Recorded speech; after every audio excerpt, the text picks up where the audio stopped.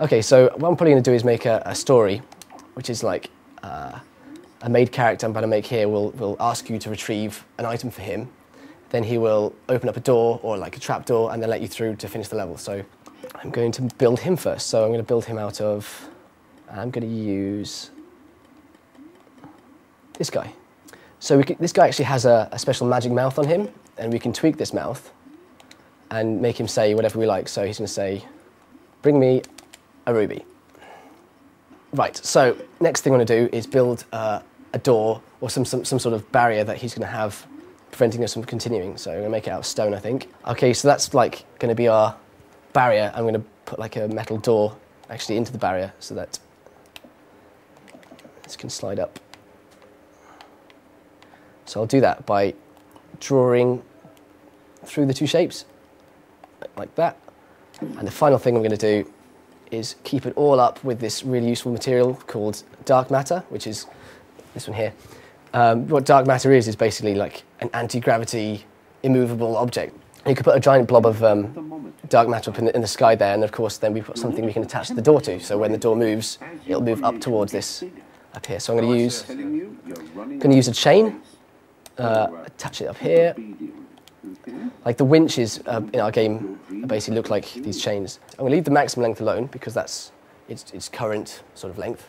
But I'm going to make its minimum length, which is this button here. I don't know if you probably can't see that. But there's a little green thing moving up as I tweak this, and that's like the minimum length of the chain.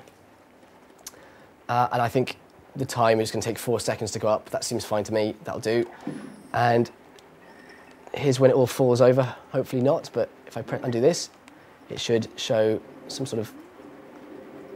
Yeah, great. Now there's my door, but of course it's going to consistently animate unless I tell it not to, so I'm going to do that next bit.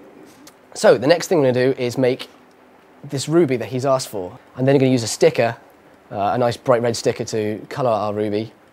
So using the stickers in the game is like the best way to get a varied sort of look to your level, because that now looks unlike any other thing that another user has made. We've actually got a decoration which is really nice as well, the ruby decoration, so I'm going to stick that on the front to give it more of a ruby look. And that looks fairly precious now, which is nice. Now all we need to do is tell this guy that this ruby is what he's looking for, and we do that using switches. Okay, so we're going to use this magnetic key switch, which is like you have a lock and you have a key, and if they're both put together, then something can happen. So I'll take the key and I'll place it on the object here. I'll just stick it. So the next thing I'm going to do is build like the area you need to get this key into. So I'm going to build a little rampy bit, a little pit here, so that when that object falls into this little pit, it'll trigger the door, and we'll see some nice event happen there, which is quite nice. There we go. And I'm going to finally put on the lock part of the key. So I'll stick that there. Okay, so now we can see we've got the green switch there, and when that green switch goes next to the green lock here, we can then tell it to do something. So I'm going to do that now. I'm going to tell it that it needs to move whatever it is going to be that's moving, not in an on-off motion, so like it's not going to turn it on, it's going to do it in a directional sort of way. This is the radius you can set, so like that's this blue outline here, so you can say that you can make this as big or as small as you like, so I'm going to make it about that big so that if the key goes in within this area, it sort of works. And I'm going to make it invisible because I don't want people to see the mechanism. I want them just to think, oh, it's magic. Yeah. Okay, the next bit is I'm going to drag this connector to the winch we made earlier. As you can see, it's all hooked up, and you can see the connection there nicely, so you know that when this is active, this will go up. Say I wanted this ruby to, once he's got the ruby, it'll keep the door open forever. That's something that I think a lot of players will want to do, but they won't know how to initially. Make a little blob of dark matter there, which is going to stay in the air, obviously. And then place on top of it a little blob of dissolvable material, right? And dissolvable material is the material we use in our game to basically, we can delete it. We can delete it in large amounts, or we can just delete little tiny pieces. And once it's gone, it can never come back. So that's the way we're going to make this door stay open. So I'm going to remove this connection that we set earlier from the switch to the door, and instead I'm going to attach it to that little piece of dissolvable material. So now, when the ruby ends up in this little slot, it'll actually, instead of opening the door, it'll delete the piece of dissolvable material. And that's basically our always on or always off sort of mechanism. Next, I'm going to use the same thing as I used before, which is another one of these, the magnetic key and lock switch, like that, and place another one there. And here's when it starts getting technical. So I'm going to attach this to the door, and I'm going to tweak it to be direction like it was before, and make it inverted like it was, and it doesn't matter about being visible because it's going to be off screen. Okay, so we're going to bring him a ruby. Yep, get the idea. It's going to open the door, and hopefully when I remove this, the door should stay open. Okay, so what I want to make here is going to make it like a bounce pad that when Sackboy steps on it, it's going to launch him.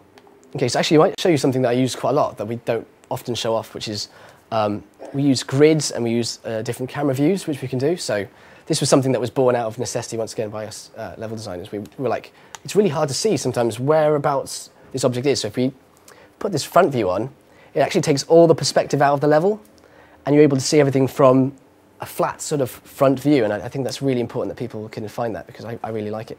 So there's our pad, and I'm going to put in a piston next, which will push and push the player up into the air. And crucially, we're going to set the time it takes to do this motion to be quite low. So half a second is probably even a bit long. So let's make it more like 0.3 of a second, so really quick. And I'm going to quickly just check that works. Yeah, see that works, but I obviously don't want it to do that the whole time. It's really hard to get onto the bounce pad. So next thing I'm going to do is use a little sensor which senses for when Sackboy is actually in an area. Place that on the bounce pad, but more towards the back, so you've got time for the player to actually get on it. Stick that down. Let's move in a little bit closer so you can see. Like with the previous sort of switches, we're going to make it so it does a directional input. I could obviously just turn this this piston on or off, but we'd like it to do it more of a direction thing, which means that when Sackboy is in the zone, it'll extend to full extension, and when he's out of it, it'll retract again, which is really useful. Let's make the trigger zone a little bit smaller so he's fully onto the bounce pad before it'll actually bounce him. And we're going to make it invisible again, because I like the tidy, everything nice and clean sort of look. The next tool I'm going to show you actually, which is really, really cool, is this one here, the corner editor. Right? And what the corner editor allows us to do is take this shape I made here, made out of boxes, and then literally change the shape as we like. So really finesse the edges, so we can take this corner here and delete it, or we can take this corner and move it out a bit so it's like a spike or something, or we could just, actually do all the sort of fine tweaks that you'd get with any other kind of like 3D package, sort of like move these little bits out like that and make it feel more like a rock. Okay, so I'm going to put my ruby up there, so that's where you get your ruby from. Making the level is like half the battle. Actually, knowing how to guide the player through it is actually really important.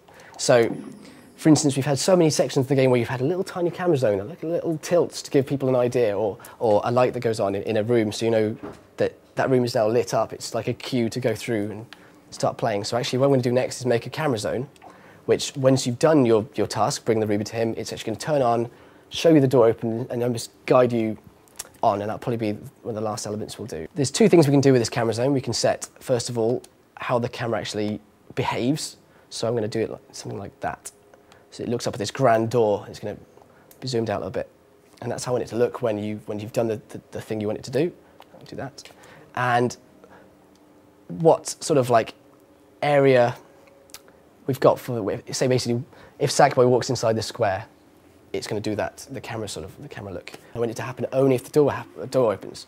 So what I'm going to do is go back up to our door always opening switch and do another cool thing, which is take a second sort of lock, just like the first one, and because they're the same colour, all green, it'll actually behave with the same sort of trigger. Whereas this one is going to be an on-off. So this one is going to be that when this thing disappears, it'll then turn on the camera, as opposed to turn off the camera. So pull this down here and attach it to the camera. Okay, and that should work really well. But the last thing I'm going to do here is actually capture some of the objects, my favorite objects in this level, like this little ruby. And you do that by using this sort of like capture object tool.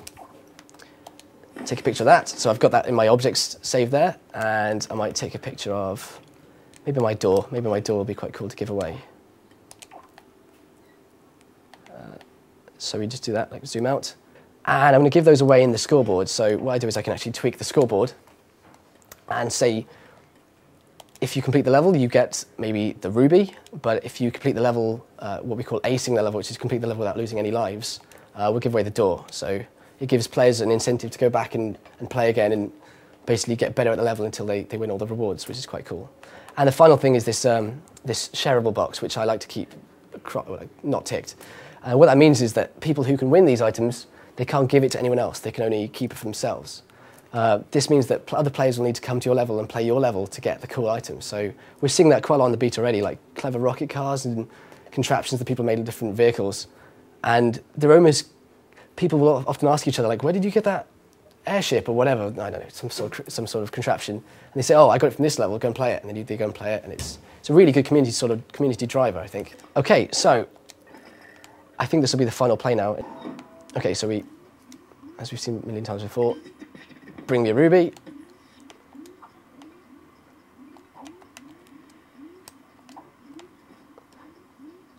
And of course, if I really wanted to be publish this level, I probably would have put a timer in to make it so that the quicker you do this challenge, the quicker you can get through and the more points you'll get.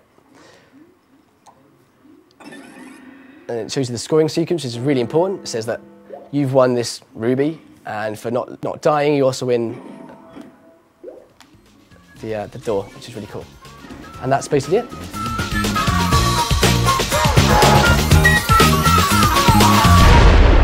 Little Big Planet.